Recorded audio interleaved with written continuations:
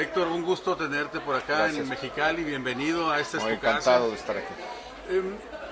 ¿Habrá algún momento en el cual dejemos de descubrir cosas nuevas de esta ciudad, como es la Ciudad de México, que ahora nos vienes a presentar en estos dos títulos nuevos? ¿Habrá un momento en la que nos deje de gritar su historia? Es que has usado el verbo correcto. La ciudad te está gritando, te está diciendo cosas todo el tiempo.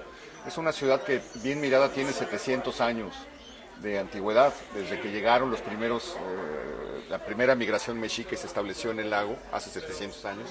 A partir de ese momento se fueron quedando cosas, fueron quedando piedras, fueron quedando indicios que se han ido, se han perpetuado, se han mantenido, se han ido encimando unos con otros, de manera que en donde estés parado, en esa ciudad, en la parte vieja sobre todo, siempre estás parado sobre varios siglos.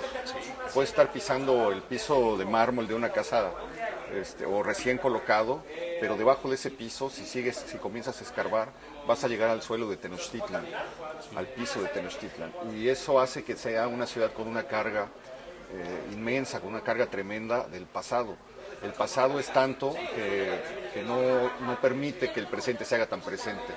Siempre está la sombra del pasado. Cuando vas por el viejo centro, cuando andas por los rumbos antiguos de la ciudad, siempre te está persiguiendo el pasado, sus fantasmas, sus sombras, sus misterios, etc. Es una ciudad que creció en capas. Y no podemos comprender la historia actual, por decirlo de alguna forma, sin conocer la anterior, ¿no? O sea, vienen entrelazadas en algunos momentos. Creo que uno de los grandes problemas de México es la distorsión que se ha hecho del pasado. Un pasado que no se acepta, un pasado que no se quiere ver. Decía Octavio Paz que un pueblo que no es capaz de mirar de frente a su pasado no puede entender su presente. Es como alguien que tuviera bloqueada la infancia o la adolescencia, no podría saber plenamente quién es.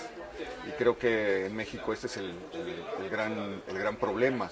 Ahora que se acaban de cumplir 500 años de la caída de Tenochtitlan y todo esto, pues uno se pregunta por qué no podemos mirar a Hernán Cortés de frente, por qué está enterrado casi a escondidas en una iglesia del centro, por qué no aceptamos que lo que es México proviene del cruce, del choque de dos culturas, donde él es uno de los protagonistas, es un hombre desterrado. No hay una calle Hernán Cortés, no hay una estatua dedicada a Hernán Cortés, no hay una estatua dedicada a la Malinche, es una mujer proscrita de la historia, y precisamente eso es lo que hace que tengamos una idea o una percepción del pasado completamente distorsionada y desfigurada. Con estas obras, creaciones literarias tuyas, estás luchando contra esta inercia, contra esta intención de volver un monstruo a nuestro pasado, ¿no? O manipularlo de cierta manera. La manipulación política ha existido desde mucho tiempo atrás, ¿no? Simplemente los mexicas inventaron un pasado que no había existido, se inventaron un pasado que no habían tenido. Y desde ahí viene la mitificación del pasado con fines de uso político.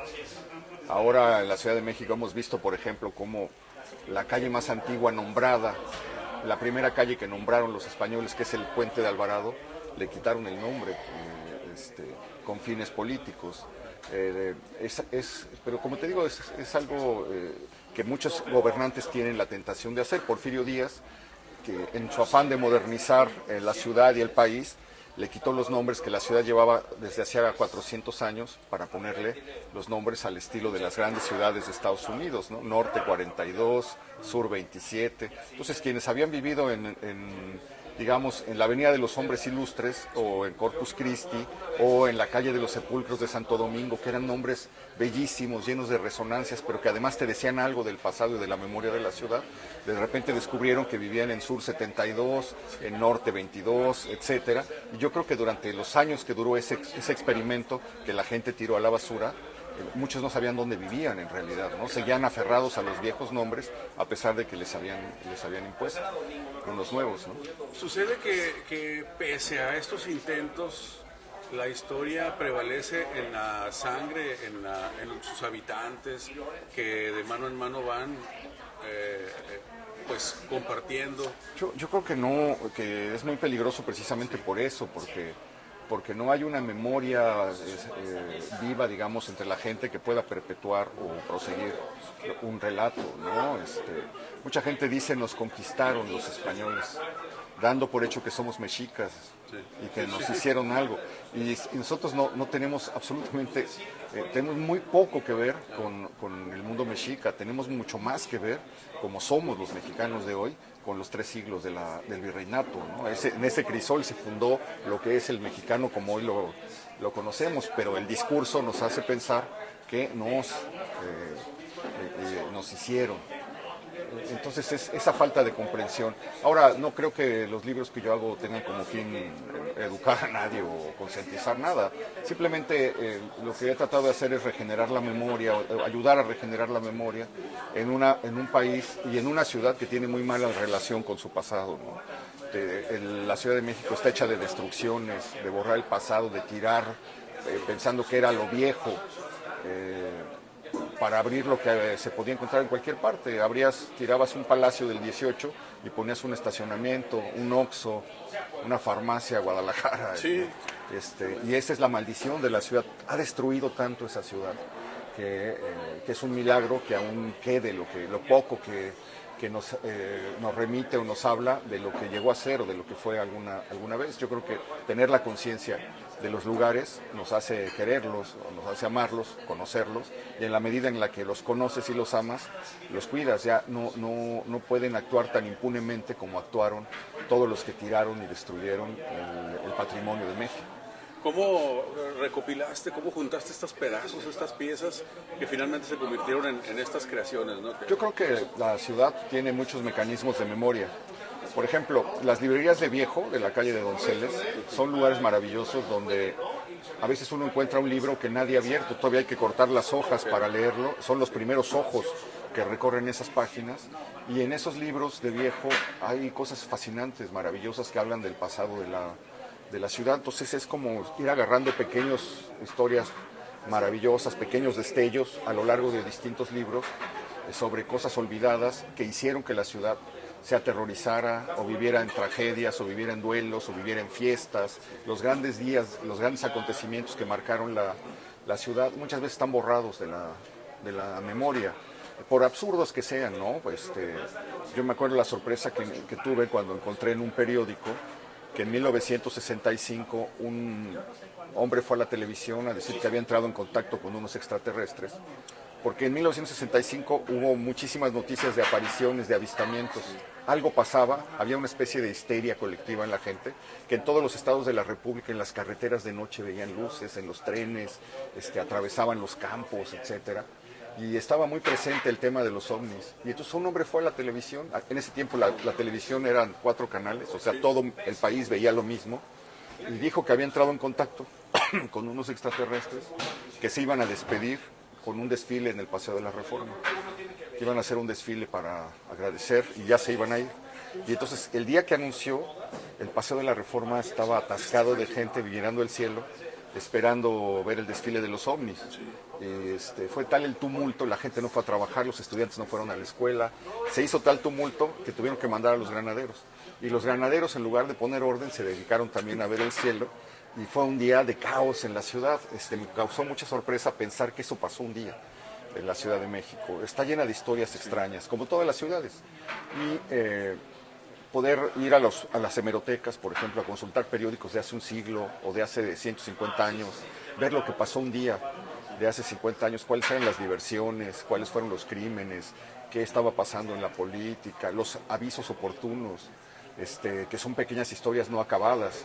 Si uno ve el primer aviso oportuno que se publicó en un periódico, era un señor al que se le fueron 2 esclavas, y se huyeron 2 esclavas, y fue a anunciar que iba a dar una recompensa a quien le diera informes sobre estas 2 esclavas y cómo iban vestidas en 1770 y tantos, ¿no? A partir de ese momento se inicia una tradición que es la del aviso oportuno, de los avisos de ocasión en los periódicos, que uno los lee y son como historias